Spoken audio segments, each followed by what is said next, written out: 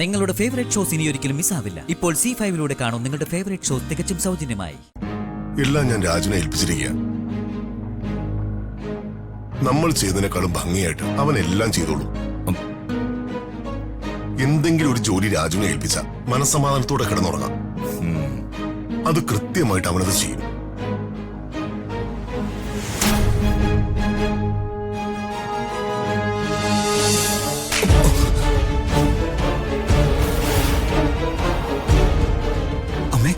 മിണ്ടിപ്പോകരുത്. എടാ, ഇത്രയ്ക്ക് മണ്ടനായി പോയല്ലോടാ നീ.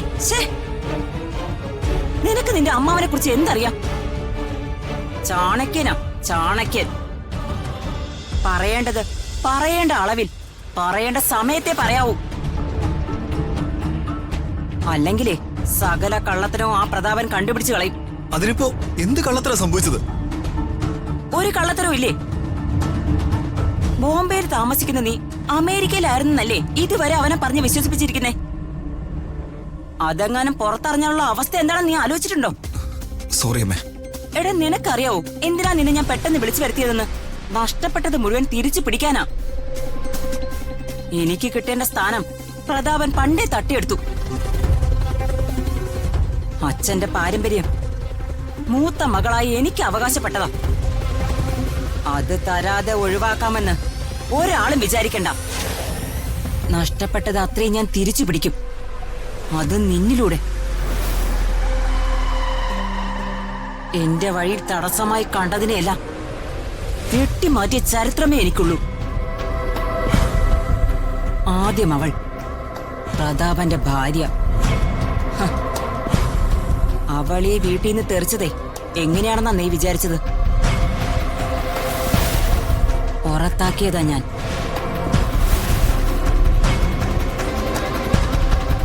എന്നിട്ടും എന്തുകൊണ്ടാ ഋതുവിനെ അമ്മയുടെ കൂടെ പറഞ്ഞയക്കാതിരുന്നേ? ഈ കണ്ട ആസ്തി മുഴുവൻ ആരുടെ പേരില്ല? അവളുടെ പേരിൽ. കോടീശ്വരി അവൾ, കോടീശ്വരി. അതൊന്നും അന്യം നിന്ന് പോകരുത്. അതൊക്കെ നിന്റെ പേരിലാവണം. അതിനാ ഇഷ്ടമില്ലാഞ്ഞിട്ട് കൂടി ഋതിക ഇവിടെ പിടിച്ചു നിർത്തിയിരിക്കുന്നത്.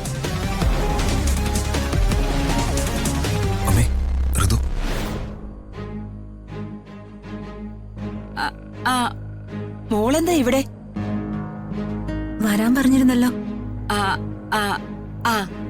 അതെ അതെ, പറഞ്ഞിരുന്നു. മോളുടെ അച്ഛന്റെ ഫോട്ടോ ഇവൻ കാരണം പൊട്ടി. അതിന് ഇവൻ മോളോട് മാപ്പ് ചോദിക്കും. ഒപ്പം ചില്ലു മാറ്റിയിടാൻ ഇവൻ മോളോടൊപ്പം വരികയും ചെയ്യും. എടോ ദീപക്കെ, മോളോട് അത് ക്ഷമ ചോദിക്കേ. സോറി, എനിക്കൊരു അബദ്ധം പറ്റി. ഇനി ഇത് ആവർത്തിക്കില്ല. ഇനി രണ്ടുപേരും കൂടെ പോയി ചില്ലു മാറ്റിയിട്ട് വാ. അതിന്റെ ആവശ്യമൊന്നുമില്ല. ചില്ല് മാറി. ഞാൻ രാജുവിന്റെ ഒപ്പം പോയി അത് അപ്പോഴേ അങ്ങ് ചെയ്തു. ഓ, അത് ഞാൻ അറിഞ്ഞില്ല. എന്നാ മോള് പൊയ്ക്കോ.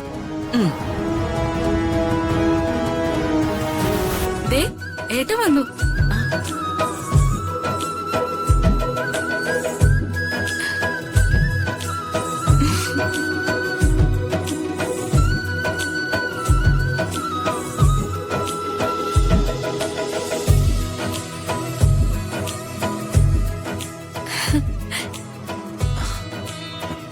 രാജു, ഞാൻ വൈകില്ലല്ലോ? ഇല്ല. Many more happy returns of the day. Thank you. എനിക്കൊരു ആഗ്രഹമുണ്ട്. പറഞ്ഞോ. രമ്യ പറയുന്നത് എന്ത് ഞാൻ സാധിച്ചു തരും. എന്തും?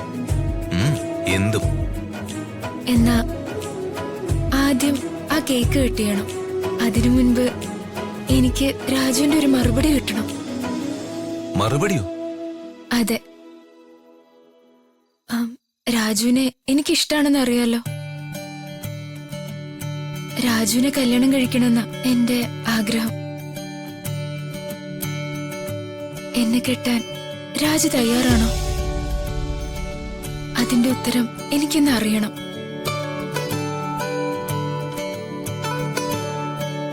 പറയൂ രാജു, എന്നെ കല്യാണം കഴിക്കാൻ രാജു തയ്യാറാണോ? ദാ നോക്ക്, ഇവിടെ വന്നിരിക്കുന്ന മുഴുവൻ ആളുകളും രാജുവും ഞാനും തമ്മിൽ ഒന്നാവണമെന്ന് ആഗ്രഹിക്കുന്നവരാ. എന്നെ പോലെ തന്നെ ഇവരും കാത്തിരിക്കുന്നത് രാജുവിന്റെ മറുപടിക്ക് വേണ്ടിയാ. ഇഷ്ടാണെങ്കിലും അല്ലെങ്കിലും രാജു തുറന്നു പറഞ്ഞോളൂ. അല്ല,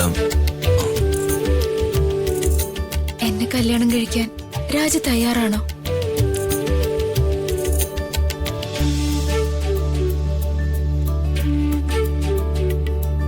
തയ്യാറാണ്. രമ്യയെ വിവാഹം കഴിക്കാൻ എനിക്കിഷ്ടമാണ്.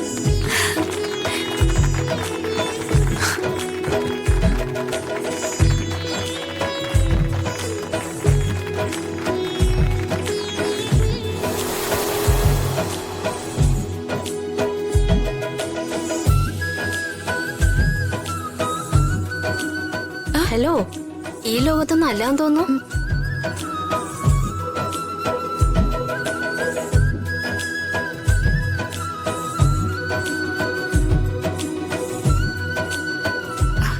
ദേ വരുന്നു ഏട്ടൻ.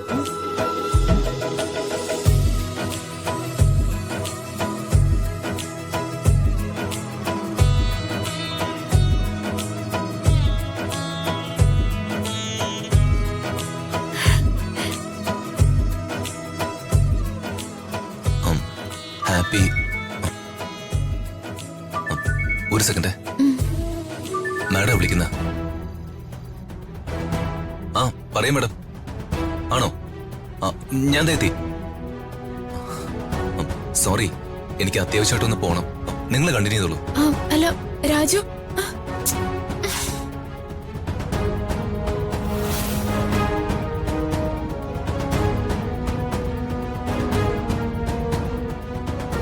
എന്താടി നിന്റെ ഹാർട്ട് ത്രോപ്പ് തിരിച്ചു പോയത്?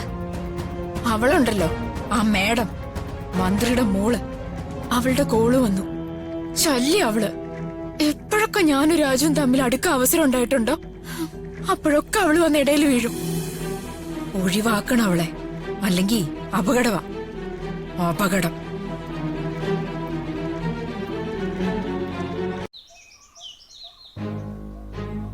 ആക്സിഡന്റിന്റെ വാർത്ത കേട്ടപ്പോ മുതലേ ഇവൻ പറയുന്നതാ ഒന്ന് പോയി കാണണമെന്ന്. തരപ്പെട്ടത് ഇപ്പോഴാണെന്ന് മാത്രം. എനിക്ക് എന്തു പറ്റിയാലും നിശ്ചയിച്ച ദിവസം തന്നെ കല്യാണം നടക്കും. എല്ലാം ഞാൻ രാജുനെ ഏൽപ്പിച്ചിരിക്കുക. നമ്മൾ ചെയ്തതിനേക്കാളും ഭംഗിയായിട്ട് അവൻ എല്ലാം ചെയ്തോളൂ. എന്തെങ്കിലും ഒരു ജോലി രാജുവിനെ ഏൽപ്പിച്ച മനസ്സമാധാനത്തോടെ കിടന്നുറങ്ങാം. അത് കൃത്യമായിട്ട് അവനത് ചെയ്യും.